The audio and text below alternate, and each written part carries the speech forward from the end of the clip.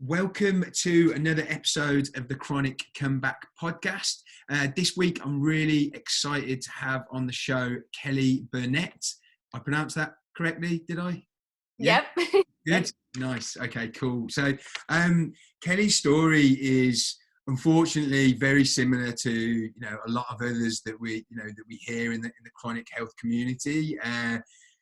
Previously having a normal life, healthy life, only for one day for everything just to fall apart. And she started to develop every symptom under the sun. And that just then took her on an incredible physical, but also mental journey that she had to go through, and took her through some very dark times and times she had to really talk herself through and really work on her mindset. And I've had a chat with Kelly about this before, and it was really mindset that was key for her in getting through this and getting through to the position where she is now, in a position where physically there's still some way to go. And I think it's quite similar to my story in that, physically maybe there's some way to go, but mentally, and which I love to hear, is just like she's better than ever, and that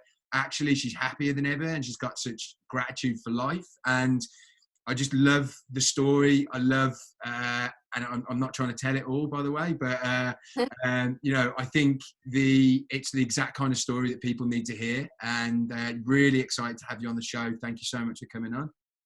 Thank you so much, Phil. Thank you. And honestly, I mean, it's so beautiful what you're doing, and I'm so honored to be a part of it. So thank you so much for inviting me on here. No worries, thank you. So let's take it back. I didn't mean to steal most of your story, because there's a lot more than what I just said. So let's go back to previous to that horrible initial time. Like how was life for you before that point? Yeah, so I was 26 going on 27, just about to turn 27, and everything was going beautifully in my life. I was engaged at the time, and I have a beautiful family. I had a house with my then-fiance. We had a beautiful dog. My life looked picturesque. It was so great. And, in 2020's hindsight, it's like you really take advantage when you don't realize, what the health that you have and so forth. But yeah, everything was great. And one day I woke up and I had this really bizarre pain in my spine. It kind of felt like my spine was on fire. It was really weird. I didn't tweak it. It's not like I was, doing something physical where all of a sudden I was like, oh man, I just hurt my back. I just woke up with it that way. It was really bizarre. So I thought, okay, it's going to be like this for a few days. All good. I'll put a heating pad on it, whatever. And then a few days later, I had this really weird pain in like my ovaries, like where my ovaries are. So I thought, okay, maybe I'm feeling myself ovulating. I don't know what's going on. Basically within a week, it just hit my entire body. I was bedridden basically within a week. I'd say that the worst symptom was that, and I still deal with this today, is that I have this low grade painful buzzing feeling in my body, everywhere. And I can't describe it. It almost feels like you're kind of sticking your finger in a light socket, a little bit, but like it's just horrible. It's painful. It's there 24/7. So, my first thought is, okay, I need to go see my general practitioner. We need to do like a blood panel. And so that's what we did. And of course comes back, he tells me you're healthy as a horse. There's nothing going on. He did find that there was salmonella poisoning in my blood, he found. So until this day, I don't know, maybe that's kind of what set the whole trajectory of my symptoms, but it just didn't resonate with me. I did not feel that this was because of salmonella poisoning. And from that moment forward, it was just this merry-go-round, this like crazy merry-go-round of negative merry-go-round of going from doctor to doctor to doctor, and basically them diagnosing me with what they specialized in, which was incredibly frustrating. I went to a Lyme doctor and, your CD57 test is super low. That's indicative of Lyme. And then we do the actual Lyme panel, nothing. It's like, as soon as I thought I was getting somewhere, it was like, nothing. Yeah. And so I was in this really dark dark place in my life. I am this person who exudes nothing but beautiful energy. When I walk into a room, people tell me, oh my God, like, you know, your smile lights up the room. You're so happy. I love how much you love life. And it was just gone. It was gone. I didn't have this will to live anymore. And you never understand it when people tell you, you know, they get so depressed or they're so much in pain that they don't really want to live anymore. You don't understand it until you go through it. Mm. And for the first time in my life, I realized, okay, I understand now. I get why people would get to that point. Because for me, it's like, what is this life? I'm in a bed all day, every day, and I'm in pain. And I was so depressed and I was so stricken with anxiety. It was a horrible, horrible time. So, this is kind of like a pivotal moment for me. My then fiance was at work and I went into our walk-in closet and I just dropped to my knees and I was screaming, praying, you know, just yelling, please God, give me a sign, give me a sign. I'll do anything. Like, please, as soon as I get out of this misery, I'll do everything in my power to help others. And as I'm sitting there crying, I look down and on the carpet, there's a penny, heads up, that says, "In God we trust." And in that moment, the tears stopped. I just sat there and I felt this peace come over me for the first time in weeks. This peace come over me. And I said, okay, that was God talking to me, and I need to help myself. I need to figure this thing out myself, because these doctors, as much as I have so much respect for Western conventional medicine, I'm sure you've been through it, Phil, it's when it comes to chronic illness, there's just not a lot that they can do to help. That doesn't go for all of them, and that doesn't mean to say that they don't want to help. I just don't think that they're necessarily taught the tools. And so I dove in. I learned a lot about nutrition. I changed my diet drastically. I changed my mindset drastically. Mind was huge for me. Huge, huge, huge. I started journaling and I started catching negative thought patterns. So, you know, I'm sure I don't know if you've ever delved into the whole mind body thing with your story, but for me, I realized how powerful our thoughts are and how they can literally create pain. I mean, it sounds crazy, but it literally manifests these physical symptoms that create horrible pain. And so I learned to catch my thoughts. I signed up for a lot of programs. Like one is DNRS by Annie Hopper. Yeah. Are you familiar with that? Yeah. So I was given the kind of option of doing that, or have you heard of the Gupta program? Gupta, yeah. I heard great things about Gupta too. Yeah. Yeah. Yeah. No, yeah, I can talk about that at a later date, but yeah, not so much for me, but I've heard really good things about it as well. Yeah, I've heard good things too. Yeah, and then just reading, you know, John Sarno's books, you know, just mind, body, and all of that. So basically for 8 years now, I've been on this path, and although my physical symptoms are not completely at bay, I mean, I definitely experience like joint pain. Every now and then, you know, that buzzing feeling will be like really extreme. But for the most part, it's kind of low grade now. And the great thing is when I am experiencing pain and it's like really, really full force, I know how to handle it, you know, and instead of going into this panic, I meditate, or I journal, or I read, or whatever it is. And it's helped tremendously. Tremendously. Yeah. So a lot of stuff there that I could talk about. First of all, just like so many, like when you said it feels like someone's plugged me in, that's exactly how I describe one of the symptoms that I have to people. Really? It feels like maybe it's a different symptom, but it also, for me, it kind of described the whole being in fight or flight as well. It's like and I get really startled as well by like small things. And me too. Okay, so yeah, maybe it is the noise. same. Yeah, noise, light. I'm super sensitive to light. Noise, or if someone like startles me, my whole body goes into shock. Like it just like it's like that finger in the socket feeling. It's intensified by like 100. Yes, exactly. Wow, yeah, it's exactly the same thing. And it's annoying because, so I can just be sitting there like on the sofa watching TV, and someone out the blue will just say something, and they'll say it very softly, and it will just make me jump. But it's like, that shouldn't make me jump. Like, I'm not actually scared of that, but it's crazy. And that's why all the stuff that you've done, like calming down your like nervous system, calming down your limbic system, your vagus nerve.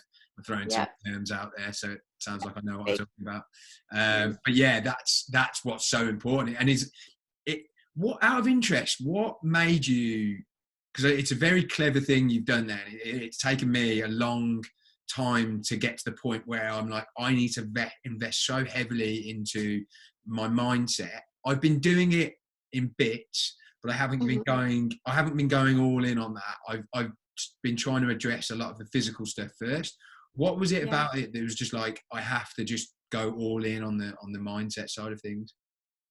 I think it's because I did feel that chronic fight or flight, and still do till this day. And I knew that was linked to my limbic system. I knew that. So first and foremost, to get your limbic system calm, that's the work you've got to do, you know? And for me, when that moment with the penny, to know that I mentally, you know, it's this harmonic thing, your mind and your body. When your brain is out of that fight or flight, your body is more susceptible to healing. It's more, you're in less pain. And so I really wanted to get that down before I even, because in turn, the physical stuff is already going to get better from that. Yeah. You know? So, and the anxiety for me, anxiety has always been, I've always dealt with anxiety even before I got sick. But it just got completely turned up after I did get sick. And anxiety for me, and this doesn't go for everyone, it was worse than the physical pain. Yeah. My mental state truly is more important to me than how I feel physically. Not that it's not more important than how I am physically. It's just the feeling of it. I'd rather be no anxiety, you know, peaceful within my soul, my brain, than deal with physical pain. And so when you said before, you know, you are that ball of energy, you are that, you know, when you come into a room and you have that positive energy, was there an element of you that, particularly when you got sick, you were having to play up to that because that's what people were expecting of you, and then that made the anxiety even more because you're kind of almost living like a dual life then, aren't you? Oh my gosh, yes, you hit it right on the head. In fact, I still do it.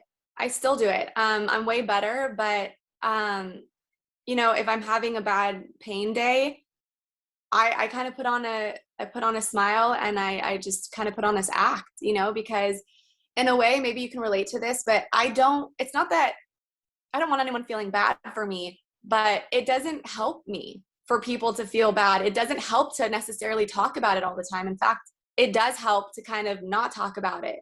So I don't know if you feel that way, but that's how I feel.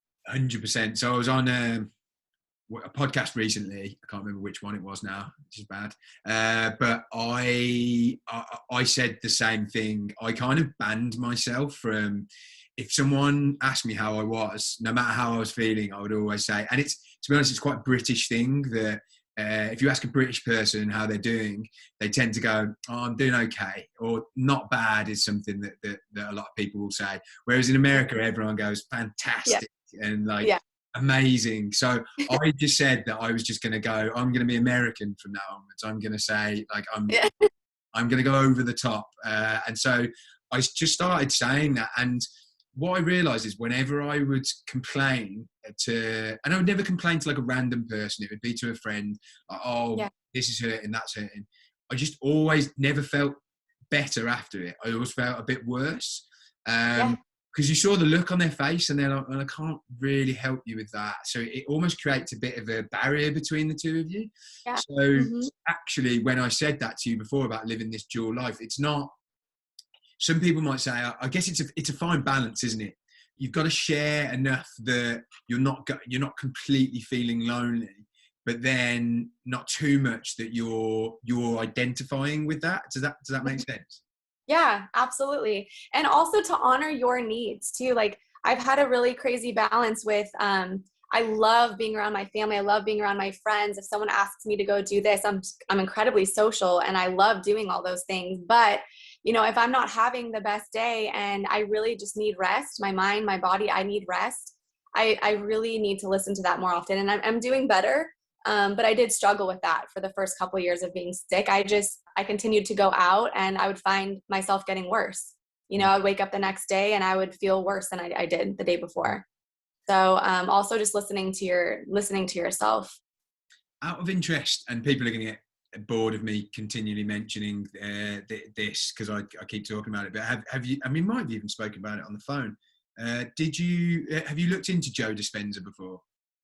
Yes. Yes. Yeah. Mm-hmm.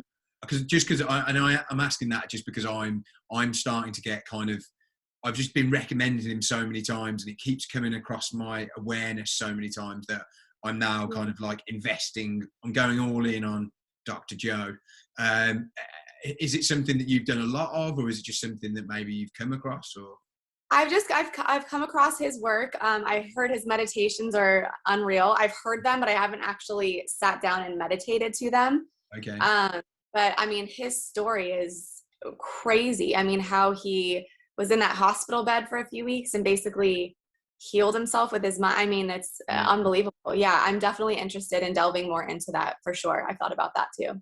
Because when it sounds like you're, you know, paying attention to signs from the universe and stuff like that. The fact that you saw that side of the penny and like you took that as, so like I used to think that was a load of crap, but more in recent years, I'm like, no, that's definitely not. And what I went through on the ayahuasca retreat and all of that kind of stuff, that makes me fully believe that it is fully true. But I was just before the ayahuasca retreat, and again, hopefully I haven't told this on another episode, but if I have, then well. All good. I was sitting down at a table and just in you know, having some food on my own, and this guy just came up to me and said, you know, can I come and join you? And I was like, yeah, sure. And we got talking, and then it just so happened he lived I'm from a really small like village in the UK, and he lived in the village next to it in the UK. It's like impossible that in lockdown in the UK, COVID, he would be there right next to me. And he'd just been on a Joe Dispenza retreat in Cancun. And and he'd had chronic health issues and he'd healed himself through doing work with Joe Dispenza. And I was meant to go on that particular retreat, but I couldn't because I was on this work conference, and I'd kind of started to let like the whole Joe Dispenza thing start to like go towards the lower down the list of priorities. Mm-hmm. But then I said to him, this is crazy, the fact that you would come and sit to me and just start talking to me about this. And he said, yeah, I'm here with like 5 others that went there as well. And then the next day I was speaking to them, and I was like, as soon as I was like, right, that's it. I'm going all in. I'm doing his stuff, and I'm going to one of his retreats. So wow. I'm waiting for one to open up now. But yeah, that's my Joe Dispenza. We'll see. And then maybe me talking to you right now is because it's always been in the back of my mind as well. Exactly. I've always been interested in really delving full force into his work. So wow, that's unbelievable. Yeah, following these signs from the universe have been so massive for me. You know, and as much as I work on my mind, body, all day, every day, really, I'm still being proactive about figuring out what this is, you know. Yes, I have it under control to a certain extent with the mind body, and it's such a beautiful thing, but I'm always proactive. And one of the things I'm going through right now is, I'm sure you've heard, I think we talked about it on the phone, how the meridians from, you know, your body to your teeth could potentially be sick with the root canals. So yeah, this crazy thing happened. So 11/11 is a big thing for me. Like I always see it, and it kind of means that you're on the right path, I guess. And I see it constantly every day, either 111 or 11/11. And I went to this biological dentist just to kind of get a feel for what he had to say about my situation. And I saw 11/11, which, okay, I always see it. And then I saw it again that night. And I said, okay, this feels like I'm on the right path. And I was on this Nico group on Facebook, a lot of people who are curious or either like going through getting the root canals taken out.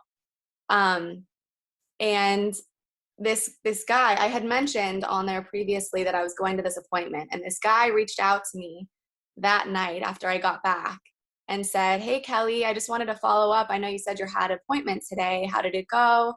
What did he say? And I said, it went really well. He spent like 2 hours with me, and I think I'm just going to do it. At the end of the day, if it's my answer, it is. If not, it's not. All good. And all he wrote back to me was 1-1, semicolon, 1-1. That's all he wrote back. And I messaged him and I said, why did you just say that to me? And he said, I don't know. It's this thing that I always see. I always see 11-11, and I feel like it means that you're on the right path. What the hell? I've never heard of that before. Is that a thing, or is that a thing just for you, or? I think some people, I've heard some of my friends say the same thing. And I looked it up a few months ago, and it says, I'll have to look it up again, but I think it's something along the lines of you're on the right trajectory. You're on the right path. Wow. And for him to message me that, it was just, and then I was telling my girlfriend about that story 2 nights ago. And she's like, oh my God, that's such a crazy story. And she got up to go to the bathroom. I hadn't looked at my phone all night. And I looked at my phone and it was 11-11. What the hell? God. Yeah, that's it. Honestly, if you told me that story 5 years ago, I would be rolling my eyes. But now I do fully believe that there's a reason that, and maybe the reason I needed to go and hear about that Joe Dispenza thing is because I needed to tell you, and then you need to go and do it. But, exactly. It's all interconnected. I wholeheartedly believe in that now. Yeah. Wholeheartedly. Yeah. Crazy. But check out his the work. There should be, if you look at the videos on the week-long retreats that he does, and some of the like stuff people heal from is just like crazy, like a lot more extreme than some of the stuff that you and I are going through. Like people who are like bedbound and can barely make it there. It's kind of crazy. Wow. I think there's something to do with, because so I'm reading the book, the protocol I'm on at the moment. The practitioner, Lauren Keller, she told me to read Becoming Supernatural, which is he's got about 4 or 5 books, and it's brilliant because he actually talks about the science behind it and actually talks you through it. Because I'm pretty, I know everyone, you can't say you're bad at meditation, but like I just find it really, really difficult. But he talks you through it, and it was just really, really helpful. And I'm reading his book at the moment, and just every single time I'm like, no, rather than just be scattergun and just trying all these different things, I'm just going to go in on him. And there was nothing against the Gupta program, but I would listen to his episodes and his meditations, and it just, his voice kind of annoyed me. So I was like, by the end of the meditation, I was actually quite irritated, and I think that's the opposite of what was meant to be happening. Yeah. I've heard good things about him, but I mean, I don't know, with these things that we go through, just trying to research all these different modalities, it's really hard. It's so tough to figure out which ones you really want to delve into, which ones are going to work for you, or, it's hard. It's not easy. For sure. Yeah. And so just going back to another thing that actually, it was very similar to, and I'm sure it resonates with a lot of people, that the fact that you would go and see, and that's what you do, right? When you're from like a Western frame of mind, Western medicine frame of mind, you're like, I've got ringing in my ears. I need to go and see an ear, nose and throat specialist. Which I did. Yeah, that's what I did. I went to, I had really bad issues with like my vision, with like blurriness and stuff like that. So I went to the eye hospital, and all of these people individually, actually I didn't get loads of diagnosis. I just had all of these people individually saying, there's nothing wrong with you. That part of you's, fine. And it's just really interesting that's, if anyone's listening to that and they're doing that at the moment, please don't go to someone who can talk to you about the whole thing. Yes. How long? Functional doctor. Yes. How long did you go through that process where you were trying to just, I guess you're chasing your tail a little bit, trying to go to each part of your body? I think I went through that probably for about 2 or 3 years. But you know, it was innate in me. I didn't feel every time I went to those doctors, I didn't feel that they would help me. I kind of, I knew that they wouldn't help me. Yeah. It's just, well, it's like, okay, you know, that's what I need to do. That's what we got to do. We got to go to these doctors. They're going to help us. They're going to figure it out. And I knew it was something innate in me. Um, so honestly, I've done most of the work myself, just researching myself and talking to people like you. And I've gotten incredibly spiritual over the past 8 years, and I'm so incredibly thankful for that, because kind of relating to what you said, I never really felt that I was that spiritual before, Mm. maybe to a certain extent, but now it's like full force, and it's a beautiful place to be in, and I'm so incredibly thankful for it. But yeah, I did that for a few years. Yeah. So do you think that, and something that I think that maybe going to those kind of doctors when honestly, when you said that, it's exactly what I felt like. I'd go there and I'd be like, I'm just ticking this off. It's because I had to feel like I was doing something. Because if Mm-hmm. I was doing something, then I'm getting closer to getting better. So I would Right. go, but I wouldn't be confident that it would help. But I wonder whether that also played into this belief that I started to develop, that there was something broken about me and there was something wrong with me. Obviously, there was something wrong with me, but there was something different from me than other people that meant that I wouldn't recover. Yep.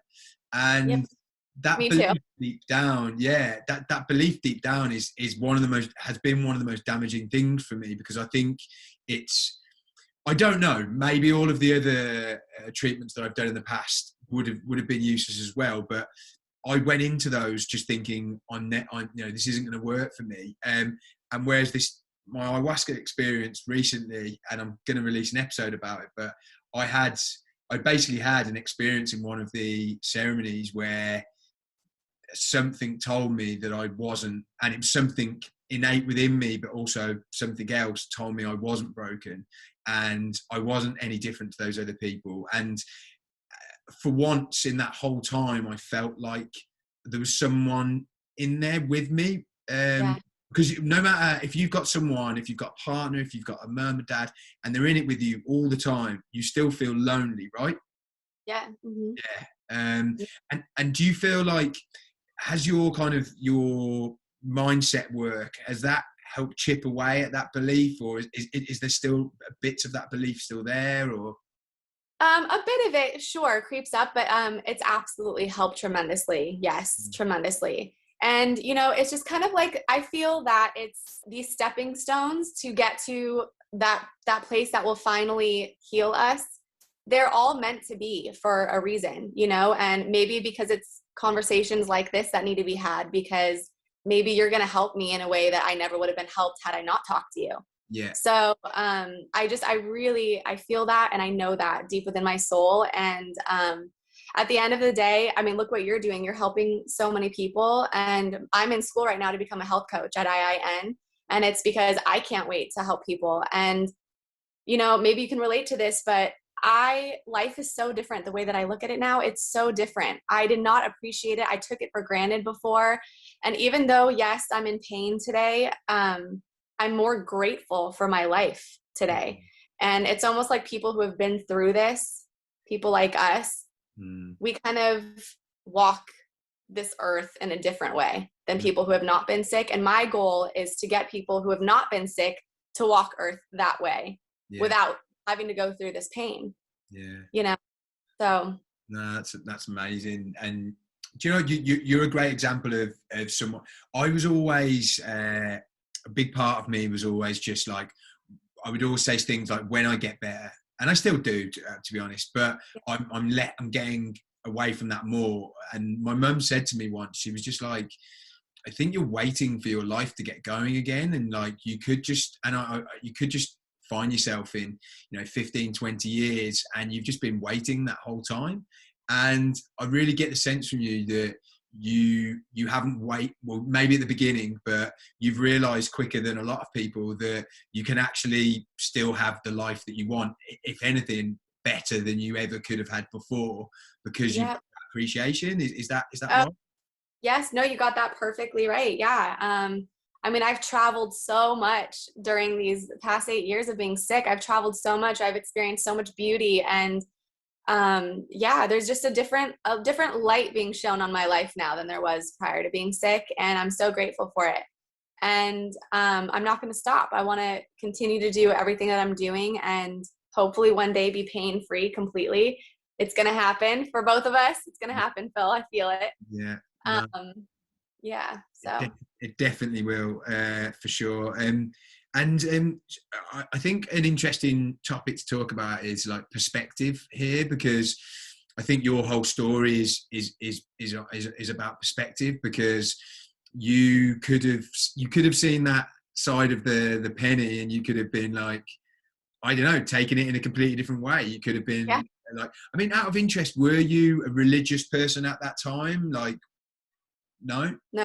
Oh, wow. Mm-mm. So that is definitely perspective then. Yeah. That's, Exactly. yeah. And then everything since that point, you know, you could have seen the negative in every one of that situation. And it's something I'm working really hard on at the moment, just to try and take a look at something from a different perspective. And so many people could be going through the exact same thing, and appreciate it in a different way. And I actually saw a comment recently on one of my YouTube videos, which I probably shouldn't bring it up, but I will. And this person didn't mean any ill will, but I think he said something like, there needs to be different levels of people, in terms of like whether they are bedbound or whether they are able to do certain things, whether they're able to work. And I'm assuming that person was, you know, in a position where he was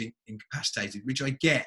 But again, it is all a question of perspective, and like where how your perspective can get you out of that particular situation. And is that something you've thought about quite a lot over and had to force yourself to do?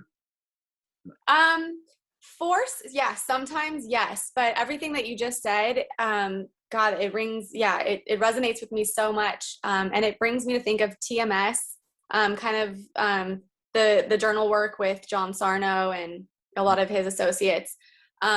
People, when they find out about being able to move around and not be bedbound because of their mind, just knowing that fact, knowing that that can help them, sometimes gets them out of bed.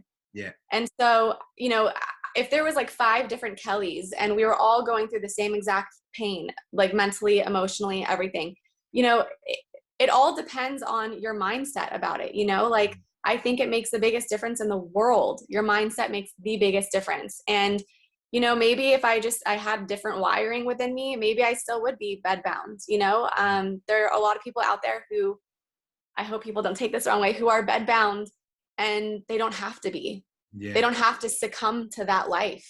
They don't have to succumb to that bedbound life. Yeah. And I think that's so important for people to know. Exactly. And yeah, I guess I want people to take, you know, my comments and, yeah, what you just said with the good faith that it's meant with, in the sense that, like, no one knows what anyone else is going through, and you can only deal with what you've got. Sure. And yeah, it's what you're going through is relative. It's only relative to what you've previously gone through. So for me right now, what I'm going through is so difficult because it's relevant to, you know, relative to what I was previously going through. So you can't really use other people's positions to compare against, because mentally you're probably in a similar space. But I have to say, I've never been in a position where I've been bedbound, and it is something that I am grateful for, that I've never been in that position. So it's something I need to be careful of. I'm talking, obviously, you were in a far more extreme version of that than me. So yeah, hopefully I haven't kind of antagonized anyone with what I've said there. But no, I completely agree with you. And yeah, and that goes the same for me. Like I haven't been in a position where, I mean, look, we can only speak for ourselves. There are people out there who mentally well, mentally not well, might not be able to get out of bed. And I want to respect those people. But that being said, I just think it's so important to know the power of the mind, and that sometimes you can get out of those states. Yeah. Sometimes you can, with just your thought process and where your mind is at. And I think it's well, how I'm finding it at the moment is taking. So I've very rarely tried to like take things one day at a time, or tried to take things like one win at a time. Yeah. And I'm always like, okay, well, I'm going to do this for 6 months now and see what happens. Where I was speaking to someone recently, and I was telling them about this new regime I'm on, and they were like, oh, how are you going to do that? And I just keep saying that I'm going to do it today. That's all I'm going to do. I'm going to do it today. And then tomorrow, when I get to tomorrow, I'm going to say the same thing. I'm going to do it tomorrow. And I just think it's about just having those small gains every day, which I've previously been quite bad at. I would do something very extreme for a short period of time, and then I would forget one of the things, and then I would just fall off. And do you find that, like, is consistency of doing this work that you've been doing, like consistency every day, has that been a big thing that you've had to build up? It was tough in the beginning. For the first year or two, I knew I needed to change my diet drastically. I did change it, but I knew how important it was to not have anything processed, to eat really whole foods. And I didn't really change that until probably about 4 years ago. And yeah, I've been pretty good about eating strictly whole foods. I cut weight. I mean, I used to party when I was in my 20s, and that doesn't even sound good to me anymore. I mean, maybe I'll have like a glass of wine or two, but I do not drink anywhere near what I used to. I get great sleep every night. I'm cooking. Most of my meals are cooked at home. I'd say like 95% of my meals. So yeah, I've definitely gained a lot of traction in that sense the past 4 years, and I've been really good about it. And going along the mind body path, the whole journaling thing, I've been great about that too. And it's helped so much. I journal every morning. I journal every night. I meditate right after. I don't grab my phone first thing in the morning like a lot of people do. And I put my phone away at night about 2 hours before I go to bed.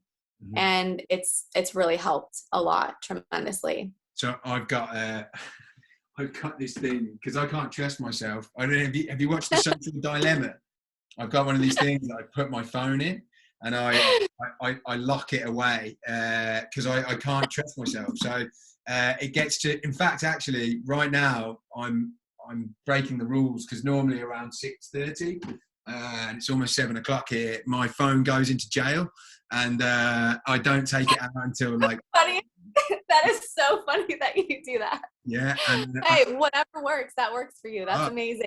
But I do have it first thing in the morning. Previously, I would lock it away till sometime in the morning, but then I have to listen to audible books and stuff like that. But I actually now, for the last week, every day, I haven't, until I've finished all of my morning things that I need to do for myself. I haven't looked at like Instagram or Facebook or emails or any of that. And that makes such a huge difference. I was just going to ask you, isn't it insane how it's crazy how much of a difference that makes? It's crazy. Yeah. So I had a call this morning that I had to do because it was with someone in Australia. And as a result, I then ended up checking a few emails, and it was in the middle of like my morning regime. And normally, so I had to go on my like walk where I listened to an audible book, and I tried to make it something like Joe Dispenza or something like that.